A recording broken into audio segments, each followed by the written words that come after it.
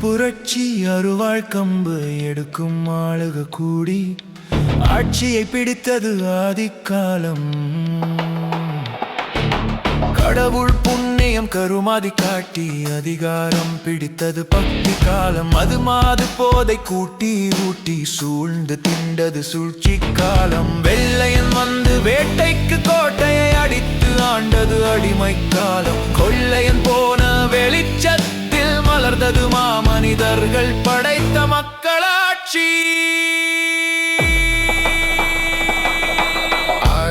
அடையாளம் ஆசை காட்டி ஆண்டது எல்லாம் அந்த காலம்.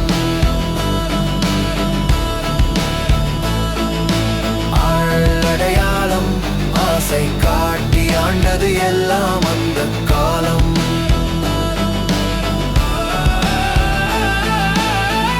பணம் துட்டு கொடுத்து நாட்டை கெடுத்தது நடந்த காலம். இன்று நாம் இருப்பது இயந்திர காலம்.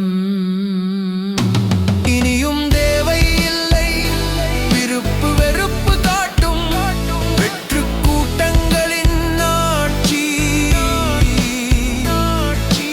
இப்போது நடக்கும் இயந்திர காலமும் வியக்க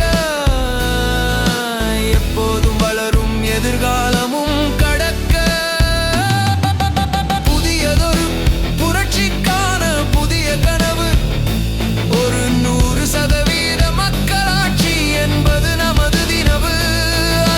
மக்களை அரசியல் படுத்துதல் வேண்டும். அரசியலை அறிவியப்படுத்துதல் வேண்டும். அரசமைப்பை எண்ணியல் படுத்தல் வேண்டும். அதன் வழியே அமையும் 100% மக்களாட்சி.